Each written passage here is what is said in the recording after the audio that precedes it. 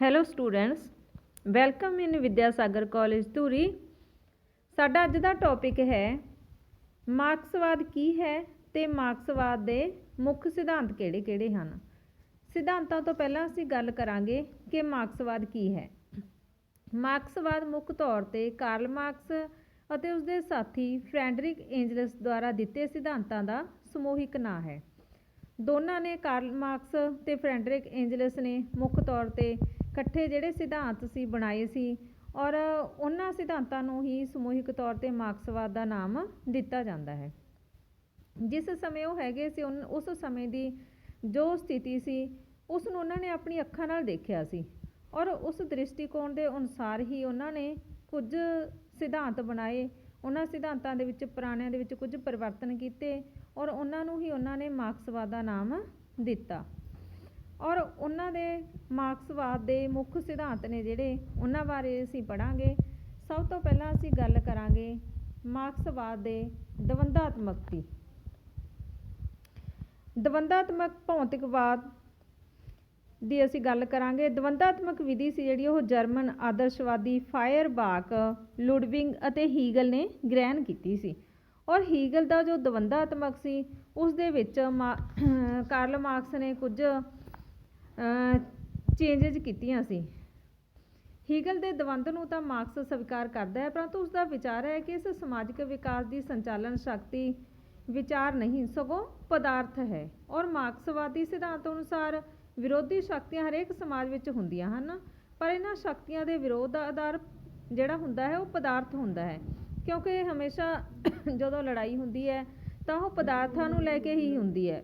ਲੋਕ ਵੱਧ ਤੋਂ ਵੱਧ ਪਦਾਰਥ ਨੇ ਜਿਹੜੇ ਉਹ ਇਕੱਠਾ ਕਰਨਾ ਚਾਹੁੰਦੇ ਹਨ ਔਰ ਉਹਨਾਂ ਨੂੰ ਲੈ ਕੇ ਉਹਨਾਂ ਵਿੱਚ ਜਿਹੜਾ ਵਿਰੋਧ ਹੈ ਉਹ ਹਮੇਸ਼ਾ ਹੁੰਦਾ ਰਹਿੰਦਾ ਹੈ। ਔਰ ਇਸ ਵਿਰੋਧ ਨੂੰ ਹੀ ਉਸਨੇ ਦਵੰਦਾਤਮਕ ਦਾ ਨਾਮ ਹੈ ਜਿਹੜਾ ਉਹ ਦਿੱਤਾ ਹੈ, ਕਿਉਂਕਿ ਦੋ ਸ਼੍ਰੇਣੀਆਂ ਦੇ ਵਿੱਚ ਹਮੇਸ਼ਾ ਵਿਰੋਧ ਹੈ ਜਿਹੜਾ ਉਹ ਚੱਲਦਾ ਰਹਿੰਦਾ ਹੈ। ਮਾਰਕਸ ਨੇ ਸਪਸ਼ਟ ਕਿਹਾ ਹੈ ਕਿ ਮਨੁੱਖ ਦੀ ਚੇਤਨਾ ਉਹਨਾਂ ਦੀ ਹੋਂਦ ਨੂੰ ਨਿਰਧਾਰਿਤ ਨਹੀਂ ਕਰਦੀ, ਸਗੋਂ ਇਸ ਦੇ ਉਲਟ ਉਹਨਾਂ ਦੀ ਸਮਾਜਿਕ ਹੋਂਦ ਉਹਨਾਂ ਦੀ ਚੇਤਨਾ ਨੂੰ ਨਿਰਧਾਰਿਤ ਕਰਦੀ ਹੈ। ਔਰ ਜਿਹੜਾ ਮਾਰਕਸ ਦਾ ਦਵੰਦਾਵਾਦ ਹੈ ਉਹ ਹੀਗਲ ਦੇ ਦਵੰਦਵਾਦ ਨਾਲੋਂ ਬਿਲਕੁਲ ਉਲਟ ਹੈ। ਹੀਗਲ ਹੈ ਜਿਹੜਾ ਉਹ ਵਿਚਾਰਾਂ ਜਾਂ ਮਨੁੱਖੀ ਚੇਤਨਾ ਨੂੰ ਸਮਾਜਿਕ ਵਿਕਾਸ ਦਾ ਮੂਲ ਤੱਤ ਮੰਨਦਾ ਹੈ, ਪਰ ਜੋ ਮਾਰਕਸ ਹੈ ਉਹ ਪਦਾਰਥ ਨੂੰ ਵਿਕਾਸ ਦਾ ਮੂਲ ਤੱਤ ਹੈ ਜਿਹੜਾ ਉਹ ਮੰਨਦਾ ਹੈ।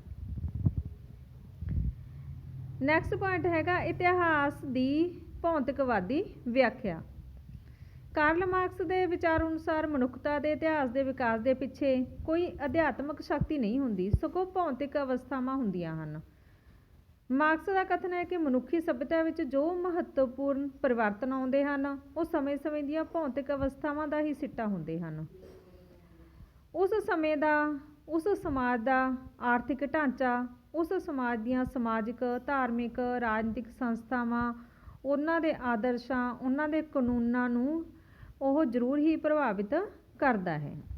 ਜਿਹੋ ਜਿਹੀ ਸਥਿਤੀ ਹੁੰਦੀ ਹੈ ਜਿਹੜੇ ਦੇਸ਼ ਦੀ, ਉਸ ਸਮੇਂ ਦੀ ਆਦਰਸ਼ਵਾਦੀ ਸਥਿਤੀ ਹੈ, ਉਸ ਸਮੇਂ ਦੀ ਸਮਾਜਿਕ ਸਥਿਤੀ ਹੈ, ਉਸ ਸਮੇਂ ਦੀ ਆਰਥਿਕ ਸਥਿਤੀ ਹੈ, ਉਹ ਉਸ ਸਮੇਂ ਦੇ ਜਿਹੜੇ ਇਤਿਹਾਸ ਹੁੰਦਾ ਉਸ ਸਮੇਂ ਦਾ ਉਸ ਨੂੰ ਜ਼ਰੂਰ ਪ੍ਰਭਾਵਿਤ ਕਰਦੀ ਹੈ। ਉੱਥੋਂ ਦੀਆਂ ਜਿਹੜੀਆਂ ਧਾਰਮਿਕ, ਰਾਜਨੀਤਿਕ ਜੋ ਵੀ ਸੰਸਥਾਵਾਂ ਹੁੰਦੀਆਂ ਨੇ ਉਹ ਵੀ ਪ੍ਰਭਾਵਿਤ ਕਰਦੀਆਂ ਨੇ। ਅੱਗੇ ਆ ਗਿਆ ਅਲਹਿਦਗੀ ਦਾ ਸਿਧਾਂਤ। ਅਲਹਿਦਗੀ ਦਾ ਸਿਧਾਂਤ ਦੇਖੋ ਕੀ ਹੈ। ਕਾਰਲ ਮਾਰਕਸ ਨੇ ਜਿਹੜਾ ਅਲਹਿਦਗੀ ਦਾ ਸਿਧਾਂਤ ਹੈ ਉਹ ਵੀ ਦਿੱਤਾ ਹੈ। ਅਲਹਿਦਗੀ ਦੇ ਸਿਧਾਂਤ ਦਾ ਮਤਲਬ ਹੁੰਦਾ ਹੈਗਾ ਕਿ ਸ਼ਕਤੀਆਂ ਨੂੰ ਅਲੱਗ-ਅਲੱਗ ਕਰਨਾ, ਇੱਕ ਹੱਥ ਦੇ ਵਿੱਚ ਕੇਂਦਰਿਤ ਨਾ ਹੋਣ ਦੇਣਾ, ਕਿਉਂਕਿ ਜਦੋਂ ਕੋਈ ਵੀ ਸ਼ਕਤੀਆਂ ਨੇ ਜਿਹੜੀਆਂ ਇੱਕ ਹੱਥ ਦੇ ਵਿੱਚ ਕੇਂਦਰਿਤ ਹੋ ਜਾਂਦੀਆਂ ਹਨ ਤਾਂ ਉੱਥੇ ਤਾਨਾਸ਼ਾਹੀ ਰਾਜ ਹੈ ਜਿਹੜਾ ਉਹ ਸਥਾਪਿਤ ਹੋ ਜਾਂਦਾ ਹੈ। ਮਾਰਕਸਵਾਦ ਪੂੰਜੀਵਾਦ ਦੀ ਆਲੋਚਨਾ ਇਸ ਆਧਾਰ 'ਤੇ ਵੀ ਕਰਦਾ ਹੈ ਕਿ ਪੂੰਜੀਵਾਦ ਮਨੁੱਖ ਵਿੱਚੋਂ ਮਾਨਵੀ ਮਨੋਵਿਰਤੀਆਂ ਖਤਮ ਕਰ ਦਿੰਦਾ ਹੈ। ਮਾਨਵਤਾ ਦੇ ਆਧਾਰ 'ਤੇ ਲੋਕਾਂ ਵਿੱਚ ਕੋਈ ਪਰਸਪਰ ਵਿਸ਼ੇਸ਼ ਸਾਂਝ ਹੈ ਜਿਹੜੀ ਉਹ ਨਹੀਂ ਰਹਿੰਦੀ, ਸਗੋਂ ਉਹਨਾਂ ਦੀ ਆਰਥਿਕ ਸਥਿਤੀ ਉਹਨਾਂ ਦੇ ਸੰਬੰਧਾਂ ਅਤੇ ਰੁਤਬੇ ਨੂੰ ਨਿਸ਼ਚਿਤ ਕਰਨ ਵਿੱਚ ਮੁੱਖ ਭੂਮਿਕਾ ਜਿਹੜੀ ਉਹ ਨਿਭਾਉਂਦੀ ਹੈ।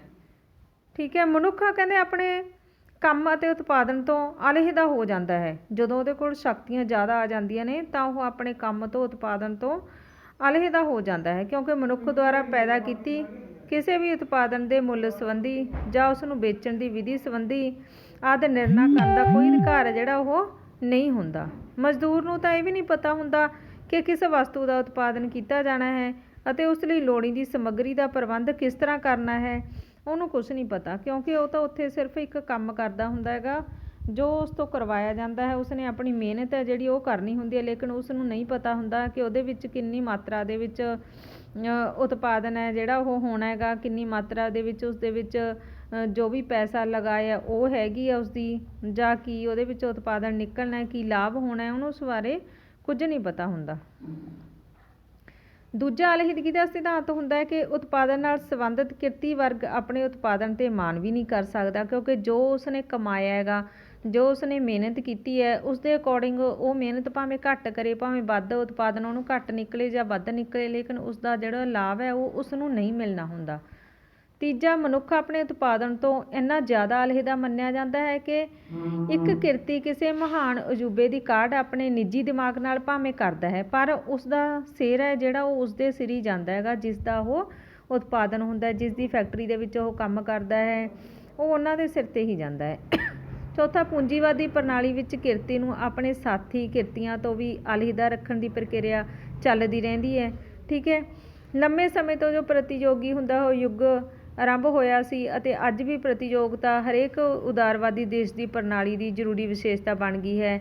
ਇਸ ਤਰ੍ਹਾਂ ਵਿਅਕਤੀ ਨੂੰ ਇੱਕ ਪਾਸੇ ਤਾਂ ਉਹਦੇ ਉਤਪਾਦਨ ਦੇ ਹਰੇਕ ਪੱਖ ਤੋਂ ਦੂਰ ਰੱਖਿਆ ਜਾਂਦਾ ਹੈ ਅਤੇ ਕਿਰਤੀ ਵਰਗ ਦਾ ਕੋਈ ਵੀ ਵਿਸ਼ੇਸ਼ ਮਾਣ ਹੈ ਜਿਹੜਾ ਉਹਨੂੰ ਹੁੰਦਾ ਹੀ ਨਹੀਂ ਹੈਗਾ, ਕਿਉਂਕਿ ਉਸਨੇ ਜੋ ਕਿਰਤ ਕੀਤੀ ਉਹਦਾ ਕੋਈ ਫਲ ਉਸ ਨੂੰ ਨਹੀਂ ਮਿਲਦਾ, ਨਾ ਹੀ ਉਸਦਾ ਨਾਮ ਉਸ ਦੇ ਉੱਪਰ ਆਉਂਦਾ ਹੈ ਕਿ ਇਹ ਕੰਮ ਇਸ ਬੰਦੇ ਨੇ ਕੀਤਾ, ਔਰ ਨਾਮ ਉਸ ਜਿੱਥੇ ਉਹ ਕੰਮ ਕਰਦਾ ਉਸ ਉਦਯੋਗਪਤੀ ਦਾ ਹੀ ਆਉਂਦਾ ਹੈ।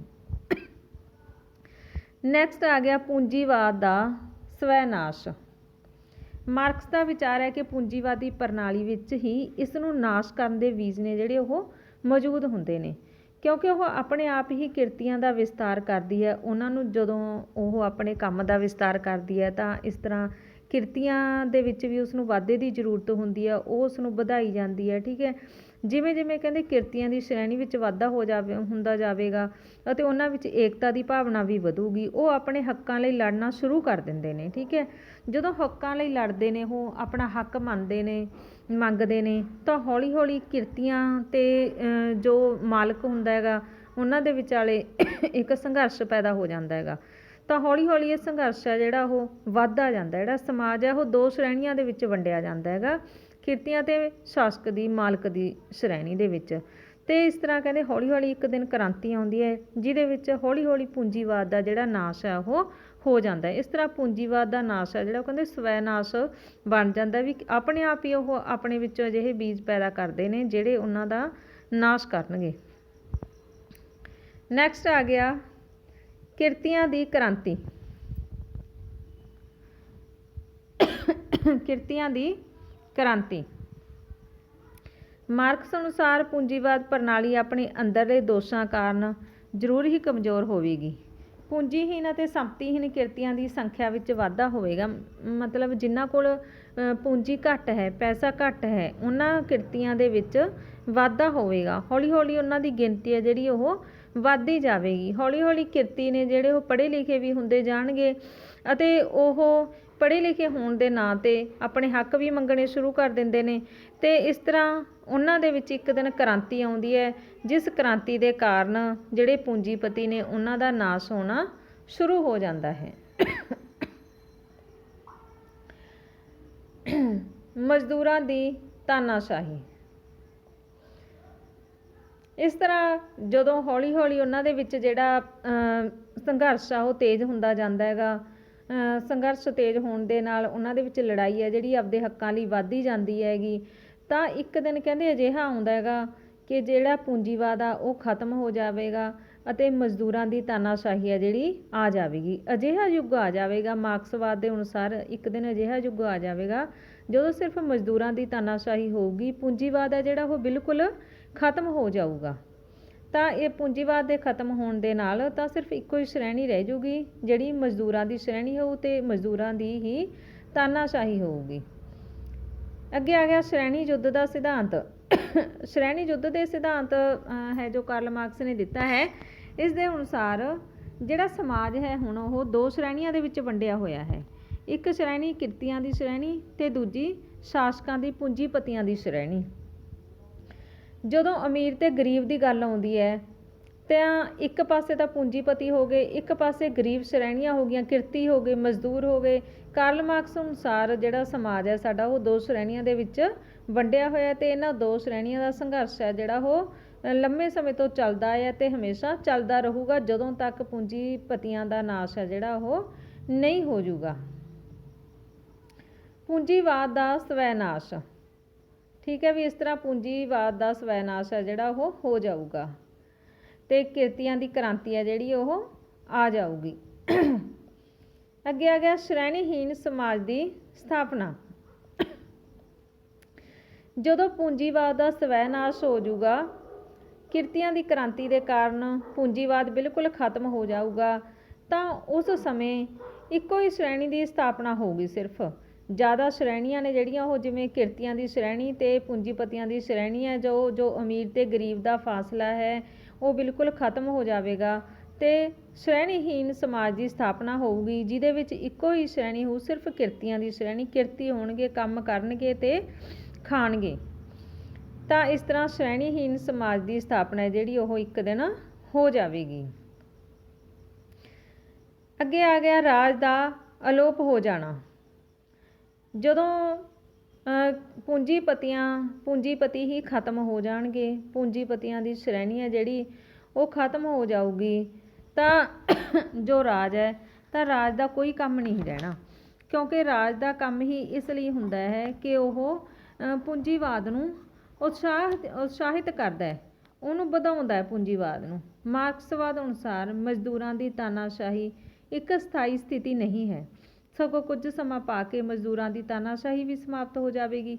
ਮਾਰਕਸਵਾਦੀ ਵਿਚਾਰਧਾਰਾ ਅਨੁਸਾਰ ਰਾਜ ਪੂੰਜੀਪਤੀ ਵਰਗ ਦਾ ਅਜਿਹਾ ਯੰਤਰ ਹੈ ਜਿਸ ਦੀ ਸਹਾਇਤਾ ਨਾਲ ਇਹ ਵਰਗ ਕਿਰਤੀਆਂ ਦੀ ਲੁੱਟ ਕਰਦਾ ਹੈ, ਕਿਰਤੀਆਂ ਦਾ ਸ਼ੋਸ਼ਣ ਕਰਦਾ ਹੈ। ਰਾਜ ਦੀਆਂ ਸਾਰੀਆਂ ਸੰਸਥਾਵਾਂ ਪੂੰਜੀਪਤੀਆਂ ਦੇ ਹਿੱਤਾਂ ਲਈ ਕਾਰਜ ਕਰਦੀਆਂ ਹਨ। ਜਦੋਂ ਵੀ ਕਦੇ ਜ਼ਰੂਰਤ ਪਵੇ ਤਾਂ ਸਾਨੂੰ ਪਤਾ ਲੱਗ ਹੀ ਜਾਂਦਾ ਹੈਗਾ ਕਿ ਜੋ ਰਾਜ ਹੈ ਹਮੇਸ਼ਾ ਉਹ ਇੱਕ ਆਤਮਹੀਨ ਯੰਤਰ ਹੈ ਜੋ ਹਮੇਸ਼ਾ ਪੂੰਜੀਪਤੀਆਂ ਦੇ ਹੱਕ ਦੀ ਗੱਲ ਕਰਦਾ ਹੈ, ਉਹਨਾਂ ਦੇ ਹਿੱਤਾਂ ਦੀ ਰੱਖਿਆ ਦੀ ਗੱਲ ਕਰਦਾ ਹੈ, ਭਾਵੇਂ ਸਮਾਜਿਕ ਹਿੱਤ ਹੋਣ ਭਾਵੇਂ ਆਰਥਿਕ ਹਿੱਤ ਹੋਣ, ਹਮੇਸ਼ਾ ਹੀ ਉਹ ਉਹਨਾਂ ਦੇ ਹਿੱਤਾਂ ਦੀ ਗੱਲ ਹੈ ਜਿਹੜੀ ਉਹ ਰਾਜ ਦੁਆਰਾ ਕੀਤੀ ਜਾਂਦੀ ਹੈ। ਇਸ ਲਈ ਮਾਰਕਸ ਸਾਮਵਾਦੀ ਸਮਾਜ ਵਿੱਚ ਰਾਜ ਦੀ ਸੰਸਥਾ ਨੂੰ ਸਥਿਰ ਨਹੀਂ ਰੱਖਣਾ ਚਾਹੁੰਦਾ।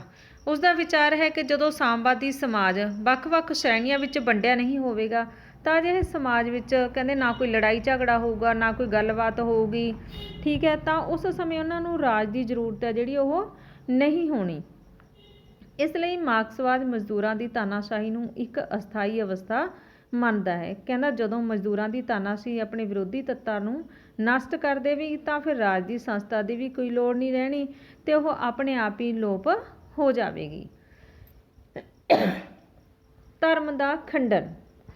ਹੁਣ ਅਸੀਂ ਪੜ੍ਹਾਂਗੇ ਜੋ ਕਾਰਲ ਮਾਰਕਸ ਨੇ ਸਿਧਾਂਤ ਦਿੱਤਾ ਹੈ ਧਰਮ ਦਾ ਖੰਡਨ। ਮਾਰਕਸ ਨੇ ਧਰਮ ਨੂੰ ਲੋਕਾਂ ਦੀ ਅਫੀਮ ਦੱਸਿਆ ਹੈ। ਉਸ ਦਾ ਮਤ ਹੈ ਕਿ ਲੋਕ ਧਰਮ ਦੇ ਵਿੱਚ ਅੰਨੇ ਹੋ ਜਾਂਦੇ ਹਨ ਔਰ ਜੋ ਵੱਡੇ ਵੱਡੇ ਅਮੀਰ ਘਰਾਣੇ ਨੇ, ਅਜੋਗਪਤੀ ਨੇ, ਪੂੰਜੀਪਤੀ ਨੇ, ਉਹ ਇਸ ਧਰਮ ਨੂੰ ਆਪਣੇ ਹਿੱਤਾਂ ਦੀ ਪੂਰਤੀ ਲਈ ਧਰਮ ਨੂੰ ਵਰਤਦੇ ਨੇ। ਉਹ ਲੋਕਾਂ ਨੂੰ ਧਰਮ ਦੇ ਨਾਂ 'ਤੇ ਵੰਡ ਕੇ ਰੱਖਦੇ ਨੇ, ਲੋਕਾਂ ਨੂੰ ਆਪਸ ਦੇ ਵਿੱਚ ਲੜਾ ਦਿੰਦੇ ਨੇ। ਜਿਵੇਂ ਕਿ ਸਾਨੂੰ ਵੀ ਪਤਾ ਹੈ ਕਿ ਜਦੋਂ ਕੋਈ ਵੀ ਗੱਲ ਹੁੰਦੀ ਹੈ ਤਾਂ ਸਭ ਤੋਂ ਪਹਿਲਾਂ ਮੁੱਦਾ ਧਰਮ ਦਾ ਚੱਕਿਆ ਜਾਂਦਾ ਹੈ। ਸਰਕਾਰਾਂ ਨੂੰ ਇਹ ਹੁੰਦਾ ਹੈ ਕਿ ਲੋਕ ਧਰਮ ਦੇ ਨਾਂ 'ਤੇ ਹਿੰਦੂ, ਮੁਸਲਮਾਨ, ਸਿੱਖ, ਈਸਾਈ ਆਪਸ ਦੇ ਵਿੱਚ ਲੜ ਕੇ ਮਰ ਜਾਣਗੇ ਔਰ ਉਹ ਸਾਡੇ ਤੋਂ ਹੱਕ ਨਹੀਂ ਮੰਗਣਗੇ ਆਪਣੇ। ਤਾਂ ਇਸ ਤਰ੍ਹਾਂ ਕਾਰਲ ਮਾਰਕਸ ਨੇ ਕਿਹਾ ਹੈ ਕਿ ਇਹ ਇੱਕ ਅਫੀਮ ਦੀ ਤਰ੍ਹਾਂ ਹੈ, ਧਰਮ ਦਾ ਲੋਕਾਂ ਨੂੰ ਨਸ਼ਾ ਹੋ ਜਾਂਦਾ ਹੈ ਔਰ ਇਸ ਨਸ਼ੇ ਦੇ ਵਿੱਚ ਉਹ ਆਪਣੇ ਸਾਰੇ ਹੱਕ ਭੁੱਲ ਜਾਂਦੇ ਨੇ ਤੇ ਜਿਹੜੇ ਪੂੰਜੀਪਤੀ ਨੇ, ਵੱਡੇ ਵੱਡੇ ਪੂੰਜੀਪਤੀ ਨੇ, ਉਹ ਲੋਕਾਂ ਨੂੰ ਧਰਮ ਦੇ ਨਾਂ 'ਤੇ ਲੜਾ ਕੇ ਆਪਣੇ ਹਿੱਤਾਂ ਦੇ ਲਈ ਧਰਮ ਨੂੰ ਹੈ ਜਿਹੜਾ ਉਹ ਵਰਤਦੇ ਨੇ। ਇਹ ਪੂੰਜੀਵਾਦੀ ਢਾਂਚਾ ਸਧਾਰਨ ਵਿਅਕਤੀਆਂ ਨੂੰ ਗਤੀਹੀਨ ਬਣਾਉਣ ਲਈ ਉਹਨਾਂ ਨੂੰ ਧਰਮ ਦੀ ਅਫੀਮ ਦਾ ਨਸ਼ਾ ਦੇਣ ਦਾ ਯਤਨ ਕਰਦਾ ਹੈ ਔਰ ਸਧਾਰਨ ਲੋਕਾਂ ਨੂੰ ਇਹ ਵਿਸ਼ਵਾਸ ਕਰਵਾਇਆ ਜਾਂਦਾ ਹੈ ਕਿ ਉਹਨਾਂ ਦੀ ਮੌਜੂਦਾ ਮਾੜੀ ਜਿਹੜੀ ਅਵਸਥਾ ਹੈ ਉਸ ਪਰਮਾਤਮਾ ਦੇ ਆਦੇਸ਼ ਕਰਕੇ ਹੀ ਹੈ। ਉਸ ਪਰਮਾਤਮਾ ਦੀ ਮਰਜ਼ੀ ਹੈ ਕਿ ਉਹਨਾਂ ਨੇ ਅਮੀਰ ਹੋਣਾ, ਗਰੀਬ ਹੋਣਾ, ਗਰੀਬੀ ਉਹਨਾਂ ਦੇ ਕਰਮਾਂ ਦੇ ਵਿੱਚ ਲਿਖੀ ਹੋਈ ਸੀ। ਜਾਂ ਕਿਰਤ ਕਰਨੀ ਉਹਨਾਂ ਦੇ ਕਰਮਾਂ ਦੇ ਵਿੱਚ ਲਿਖੀ ਹੋਈ ਸੀ, ਅਮੀਰ ਹੋਣਾ ਨਹੀਂ ਲਿਖਿਆ ਹੋਇਆ ਸੀ। ਉਸ ਪਰਮਾਤਮਾ ਦੀ ਮਰਜ਼ੀ ਹੈ ਵੀ ਉਹ ਅਮੀਰ ਹੋਣਗੇ ਨਹੀਂ, ਸਾਡੇ ਤੋਂ ਹੱਕ ਮੰਗਣਗੇ ਨਹੀਂ, ਕਿਉਂਕਿ ਉਹਨਾਂ ਨੂੰ ਲੱਗੂਗਾ ਕਿ ਇਹ ਤਾਂ ਪਰਮਾਤਮਾ ਦੀ ਮਰਜ਼ੀ ਹੈ, ਸਾਨੂੰ ਉਹਦੀ ਰਜ਼ਾ ਦੇ ਵਿੱਚ ਹੀ ਰਹਿਣਾ ਚਾਹੀਦਾ ਹੈਗਾ, ਹੈ ਨਾ। ਅਤੇ ਇਸ ਕਰਕੇ ਹੀ ਉਸਨੇ ਇੱਕ ਧਰਮ ਦਾ ਕਾਰਲ ਮਾਰਕਸ ਨੇ ਖੰਡਨ ਕੀਤਾ ਹੈ। ਉਸ ਦਾ ਮਤਲਬ ਸੀ ਕਿ ਸਾਨੂੰ ਇੰਨੇ ਵੀ ਜ਼ਿਆਦਾ ਧਰਮ ਦੇ ਵਿੱਚ ਨਹੀਂ ਡੁੱਬਿਆ ਹੋਣਾ ਚਾਹੀਦਾ, ਵੀ ਅੰਧ ਵਿਸ਼ਵਾਸੀ ਨਹੀਂ ਹੋਣਾ ਚਾਹੀਦਾ ਕਿ ਅਸੀਂ ਹਮੇਸ਼ਾ ਹਰ ਗੱਲ ਨੂੰ ਅਸੀਂ ਰੱਬ ਦੀ ਰਜ਼ਾ ਸਮਝ ਕੇ ਉਸ ਨੂੰ ਮੰਨ ਲਈਏ, ਹਰ ਗੱਲ ਅੱਗੇ ਅਸੀਂ ਗੋਡੇ ਟੇਕ ਦਈਏ, ਹੈ ਨਾ। ਸਾਨੂੰ ਯਤਨ ਕਰਨੇ ਚਾਹੀਦੇ ਨੇ ਕਿ ਅੱਗੇ ਵਧਣ ਦੇ। ਨੈਕਸਟ ਆ ਗਿਆ ਸਾਮਵਾਦੀ ਦਲ ਦਾ ਸੰਗਠਨ। ਪ੍ਰਸਿੱਧ ਰੂਸੀ ਨੇਤਾ ਕਾਮਰੇਡ ਲੈਨਨ ਨੇ ਮਾਰਕਸਵਾਦ ਵਿੱਚ ਇੱਕ ਮਹੱਤਵਪੂਰਨ ਵਾਧਾ ਕੀਤਾ ਸੀ। ਲੈਨਨ ਦਾ ਇਹ ਵਿਚਾਰ ਸੀ ਕਿ ਮਜ਼ਦੂਰਾਂ ਵਿੱਚ ਵਰਗ ਚੇਤਨਾ ਆਪਣੇ ਆਪ ਪੈਦਾ ਨਹੀਂ ਹੁੰਦੀ, ਸਾਨੂੰ ਕਰਨੀ ਪੈਣੀ ਹੈ। ਇਸ ਕੰਮ ਲਈ ਸਾਨੂੰ ਕੀ ਹੋਣਾ ਪਊਗਾ? ਸੰਗਠਿਤ ਹੋਣਾ ਪਊਗਾ, ਸਾਨੂੰ ਇਕੱਠੇ ਹੋਣਾ ਪਊਗਾ, ਠੀਕ ਹੈ। ਸੰਗਠਿਤ ਯਤਨਾਂ ਲਈ ਇੱਕ ਦਲ ਦਾ ਸੰਗਠਿਤ ਕੀਤਾ ਜਾਣਾ ਜ਼ਰੂਰੀ ਹੈ ਅਤੇ ਲੈਨਨ ਨੇ ਉਸ ਦਲ ਨੂੰ ਸਮਾਜਵਾਦੀ ਦਲ ਦਾ ਨਾਂ ਦਿੱਤਾ ਸੀ। ਲੈਨਨ ਦਾ ਵਿਚਾਰ ਸੀ ਕਿ ਜੇਕਰ ਅਸੀਂ ਇਕੱਠੇ ਹੋ ਜਾਵਾਂਗੇ, ਅਸੀਂ ਸੰਗਠਿਤ ਹੋ ਜਾਵਾਂਗੇ, ਸਾਡਾ ਇੱਕ ਸੰਗਠਨ ਬਣ ਜਾਊਗਾ, ਤਾਂ ਸਾਨੂੰ ਸਰਕਾਰਾਂ ਨਾਲ ਲੜਨਾ ਜਿਹੜਾ ਉਹ ਸੌਖਾ ਹੋ ਜਾਵੇਗਾ। ਲੈਨਨ ਨੇ ਇਹ ਵਿਚਾਰ ਵੀ ਦਿੱਤਾ ਸੀ ਕਿ ਮਜ਼ਦੂਰਾਂ ਦੀ ਤਾਨਾਸ਼ਾਹੀ ਦੀ ਥਾਂ ਸਾਮਵਾਦੀ ਦਲ ਦੀ ਤਾਨਾਸ਼ਾਹੀ ਸਥਾਪਿਤ ਕੀਤੀ ਜਾਵੇ, ਕਿਉਂਕਿ ਜਿਹੜਾ ਕਾਰਲ ਮਾਰਕਸ ਸੀ, ਲੈਨਨ ਸੀ, ਉਹ ਸਾਮਵਾਦੀ ਦਲ ਦੇ ਪ੍ਰਚਾਰਕ ਸੀ। ਇਹ ਦਲ ਮਜ਼ਦੂਰਾਂ ਦੀ ਕ੍ਰਾਂਤੀਕਾਰੀ ਅਗਵਾਈ ਕਰੇਗਾ ਅਤੇ ਸਮੁੱਚੇ ਮਜ਼ਦੂਰ ਵਰਗ ਨੂੰ ਉਹ ਸਾਮਵਾਦੀ ਦਿਸ਼ਾ ਪ੍ਰਤੀ ਵਿਕਾਸ ਕਰਨ ਯੋਗ ਬਣਾਵੇਗਾ। ਵੀ ਸਾਨੂੰ ਇੱਕ ਜਿਹੜਾ ਦਲ ਹੈ ਉਹ ਬਣਾਉਣਾ ਚਾਹੀਦਾ, ਲੋਕ ਉਸ ਵਿੱਚ ਸੰਗਠਿਤ ਹੋਣਗੇ ਅਤੇ ਜੇਕਰ ਸੰਗਠਿਤ ਹੋਣਗੇ ਤਾਂ ਉਹ ਆਪਣਾ ਵਿਕਾਸ ਕਰ ਸਕਣਗੇ। ਉਹ ਦਲ ਉਹਨਾਂ ਦਾ ਕ੍ਰਾਂਤੀਕਾਰੀ ਅਗਵਾਈ ਕਰੂਗਾ। ਇਸ ਤਰ੍ਹਾਂ ਇਹ ਸੀ ਕਾਰਲ ਮਾਰਕਸ ਦੇ ਸਿਧਾਂਤ। ਔਰ ਕਾਰਲ ਮਾਰਕਸ ਸੀ ਜਿਹੜਾ ਉਹ ਇਹ ਚਾਹੁੰਦਾ ਸੀ ਕਿ ਅਜਿਹਾ ਰਾਜ ਆਵੇ ਜਿਸ ਦੇ ਵਿੱਚ ਜਿਹੜਾ ਆਹ ਵਾਲਾ ਰਾਜ ਹੈ, ਜਿਹੜਾ ਸਰਕਾਰਾਂ ਦਾ ਰਾਜ ਹੈ, ਜਿੱਥੇ ਮਜ਼ਦੂਰਾਂ ਦਾ, ਕਿਰਤੀਆਂ ਦਾ ਸ਼ੋਸ਼ਣ ਕੀਤਾ ਜਾਂਦਾ ਹੈ, ਇਸ ਰਾਜ ਨੂੰ ਉਹ ਹਮੇਸ਼ਾ ਹੀ ਖਤਮ ਕਰਨਾ ਚਾਹੁੰਦਾ ਸੀ। ਉਹ ਚਾਹੁੰਦਾ ਸੀ ਕਿ ਕਾਰਲ ਮਾਰਕਸ ਦਾ ਵਿਚਾਰ ਸੀ ਕਿ ਇੱਕ ਦਿਨ ਅਜਿਹਾ ਆਵੇਗਾ ਜਦੋਂ ਜਿਹੜਾ ਇਹ ਰਾਜ ਹੈ ਉਹ ਬਿਲਕੁਲ ਅਲੋਪ ਹੋ ਜਾਵੇਗਾ ਅਤੇ ਇੱਕ ਕ੍ਰਾਂਤੀ ਆਊਗੀ ਜਿਸ ਦੇ ਦੁਆਰਾ ਰਾਜ ਜਿਹੜਾ ਉਹ ਅਲੋਪ ਹੋ ਜਾਊ। ਕਿਉਂਕਿ ਜੇਕਰ ਪੂੰਜੀਵਾਦ ਹੀ ਅਲੋਪ ਹੋ ਜਾਊ, ਪੂੰਜੀਪਤੀ ਖਤਮ ਹੋ ਜਾਣਗੇ, ਤਾਂ ਰਾਜ ਵੀ ਆਪਣੇ ਆਪ ਅਲੋਪ ਹੋ ਜਾਊਗਾ। ਰਾਜ ਸਿਰਫ ਪੂੰਜੀਪਤੀਆਂ ਦੇ ਹਿੱਤਾਂ ਦੀ ਰੱਖਿਆ ਕਰਨ ਲਈ ਹੀ ਬਣਿਆ ਹੈ।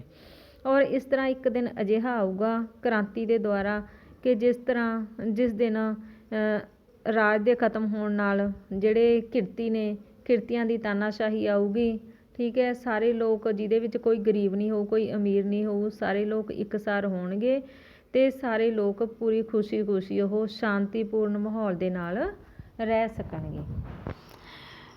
ਹਾਂਜੀ, ਇਹ ਸੀ ਸਾਡਾ ਟੌਪਿਕ ਕਾਰਲ ਮਾਰਕਸ ਦੇ ਸਿਧਾਂਤ।